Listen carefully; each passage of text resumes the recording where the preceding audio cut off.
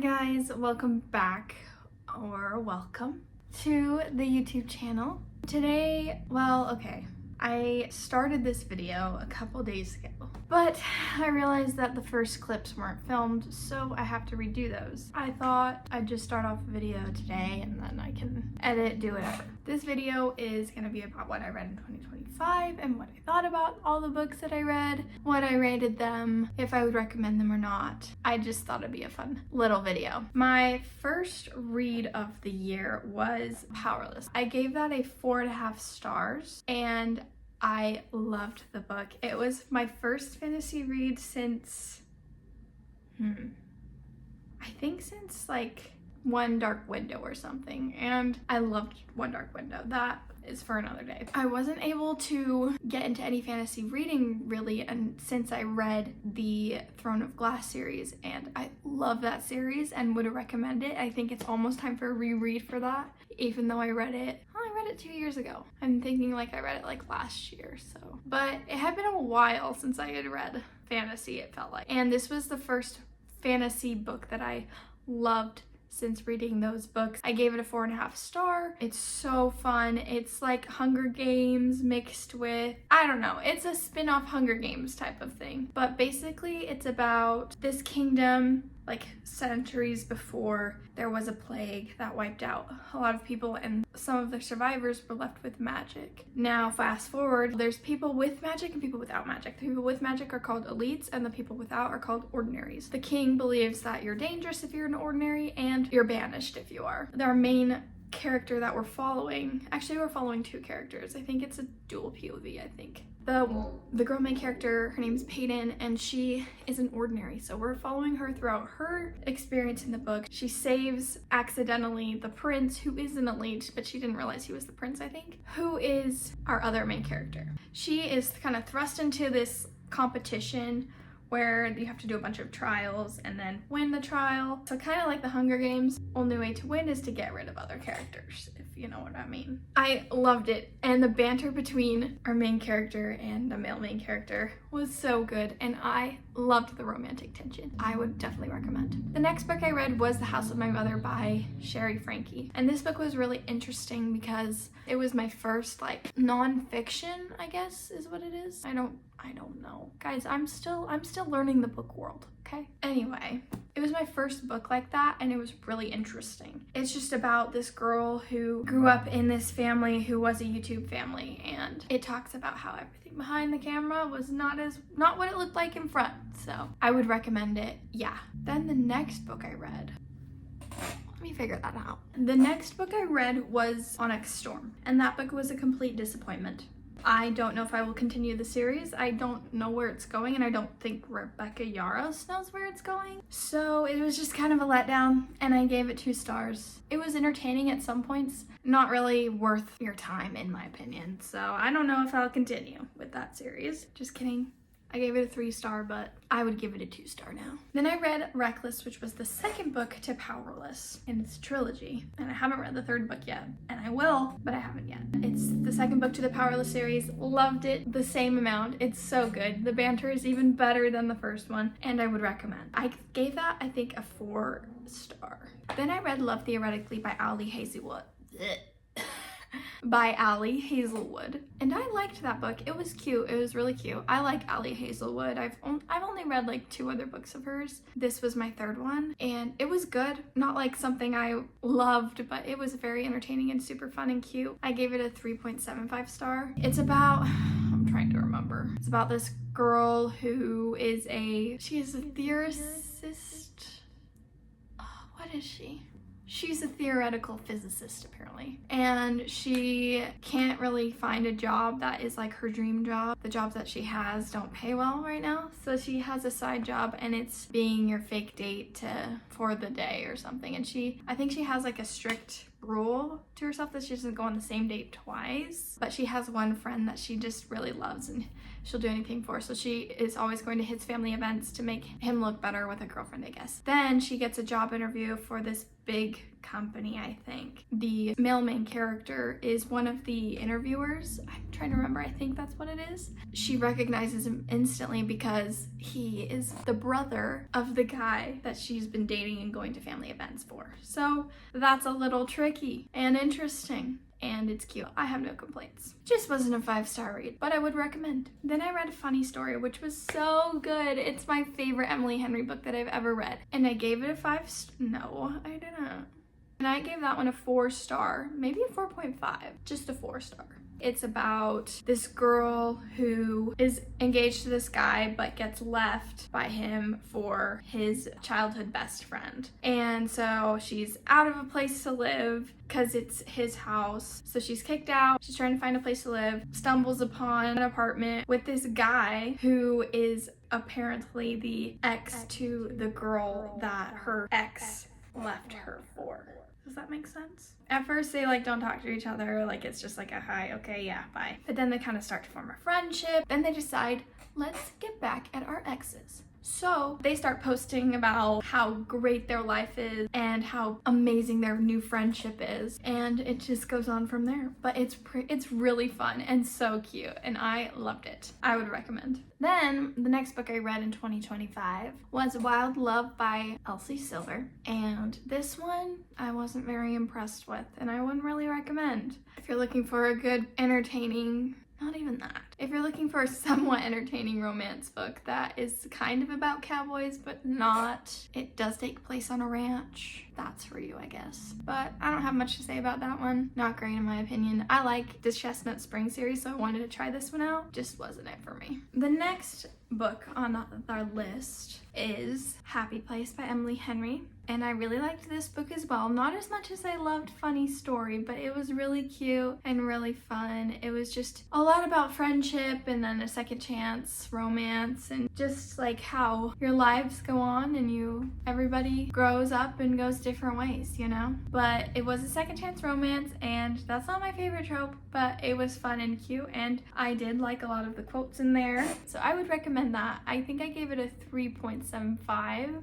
Yeah, I did. But yeah, I would recommend that one. The next on my list is when I was feeling a thriller mood. So I read Want to Know a Secret by Frida McFadden, and that was so good. That book threw me for a loop. It was so crazy. It's about this girl who has the perfect life. She lives in the perfect neighborhood. Her son goes to the perfect school, you know. She's a part of the PTA group, and she has her perfect little YouTube baking show that she runs. Her life is just perfect. And then all of a sudden she gets a text on her phone that says, your son isn't where you think he is. And it all just kind of spirals from there. And there's so many things you don't expect, at least for me. I gave that one a 4-star, I think. And that's high for a thriller. But I read this one so fast. I remember I had a hair appointment, and the whole time, which was like 3 hours, I was like reading on my Kindle, getting my hair done. It was worth reading. Then I read another Frida McFadden book, and this was actually right after I got married. We were on our way back from our honeymoon, and on the plane we binged one book, and it is The Tenant by Frida McFadden. And this one was not my favorite, and I gave it a 2-star, maybe a 1-star. No, just 2 stars. It was just disturbing and interesting, and I didn't know. I definitely called the plot twist. Not my favorite, I wouldn't recommend. Then the next book on my list is The Conditions of Will, which I actually just bought the physical copy. And it's so cute. Like the edges are, I don't even know what you call that. They're like textured, and I really like it. It's super cute, and it's just so fun. And this book was a 5-star. It was my first Jessa Hastings book, and it's just so good. It's just about this girl who's been living in London from her estranged family who lives in the South, in South Carolina, I think. Something happened and she left home and has not seen them since, I think, but she's become like this psychologist. Not even that. What is she? Oh, she is a professional lie detector, and she can read body language really well. Her family is just super rude to her, and it's just interesting to see her navigate that. It's just a really interesting story, and it's really good. And there's a little subplot of romance, which was just perfect, like just enough. And I would recommend The Conditions of Will by Jessa Hastings. It's so good, and so many good quotes that I will forever remember. Let me read you one, for example.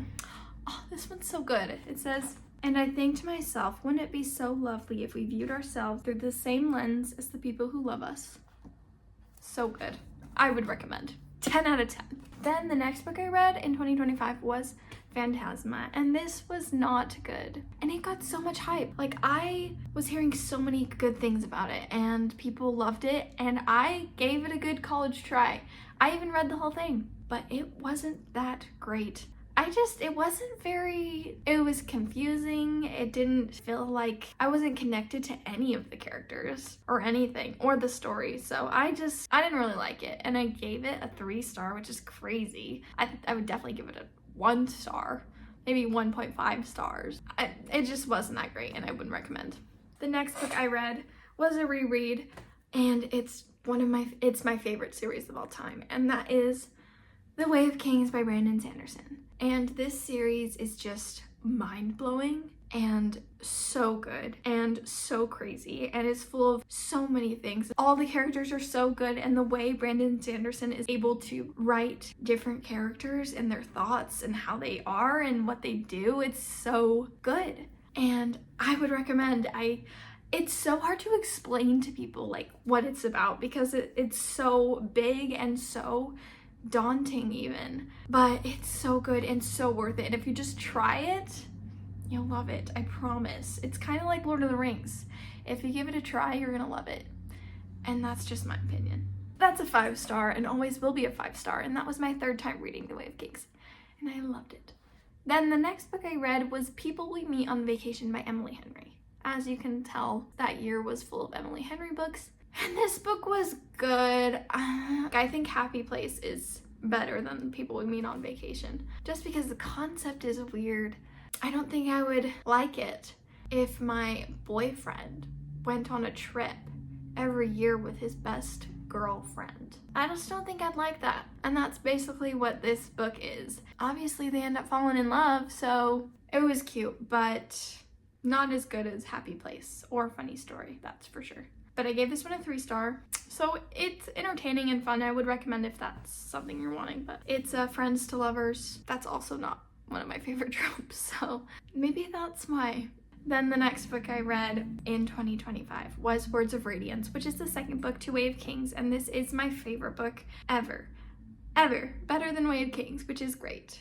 And it's also a 5-star, so it's a reread. Reread it for the 3rd time, and so good. Would recommend. Then the next book I read was the 2.5 book, so a little novella between the 2nd and the 3rd book in the Stormlight Archive, and that is called Edge Dancer, and that one was really good too, and it just adds, like, you don't need to read it, but it's so good, and it adds so much to the story that it just gives you a bunch of context for the next book, and I really enjoyed it. Me and my husband are reading them together right now, so it was fun to listen to that together on a road trip, which is what we did.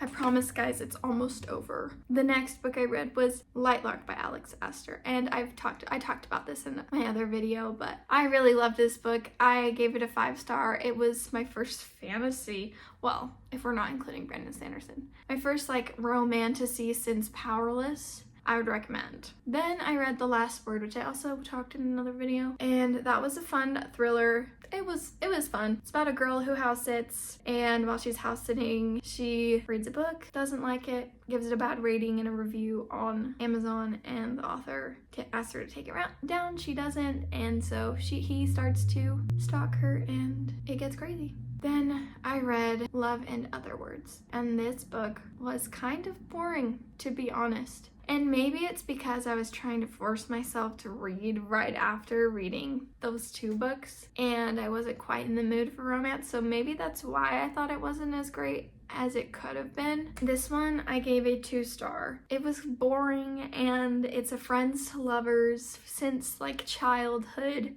and that's also a hard trope for me, and I don't really like stories that jump from the past to the present in each chapter, every other chapter. That's hard for me. It's not that fun. It wasn't great in my opinion, but you could give it a try and see what you think. Then the last book of 2025 was a Christmas book. I didn't have much time to read in the Christmas time just because I was in the middle of studying for finals, graduating, moving, all that kind of stuff. So I didn't read much in December or November really. This one was The Holiday Romance by Catherine Walsh. I really loved this book. It was so fun and so cute. Perfect Christmas romance book. I would definitely recommend it to anybody who wants a fun Christmas cozy read. It's about this girl. She's from Ireland, and every Christmas she flies home to Ireland to spend time with her family on Christmas time, and she happens to be on the same flight as one of her friends who also is from Ireland and goes to Ireland on the same flight every year, and they kind of make it a tradition to fly on the same flight next to each other, and they only see each other really that one day out of the year, and then that's it. They just kind of catch up on life every flight, but it's so fun. It talks about not every flight, but like almost every flight leading up to the present, which I'm contradicting myself, but I didn't like that in other books, but this one it was fun. So it was super cute and I loved it, and the male main character in this was just perfect, and I would recommend. That is pretty much all I have for you guys. That's all I read. I think I only read 20 books in 2025, but it was a lot last year. I got married, I was finishing nursing school, just a lot of things going on, and 20 books is fine. I think that's almost 2 books a month, right? Anyway, my goal this year is to read a lot more than that. Hopefully I'll have time for that. I'm not in nursing school anymore. I'm finished with that. I hope you guys enjoy this video. I really want to make more. I want to get a new camera. I'm using my phone right now, but we do what we gotta do until we have the things we want and need, you know? That's pretty much it. That's all I've got for you guys. Thank you for watching, if you even made it this far, and that's all.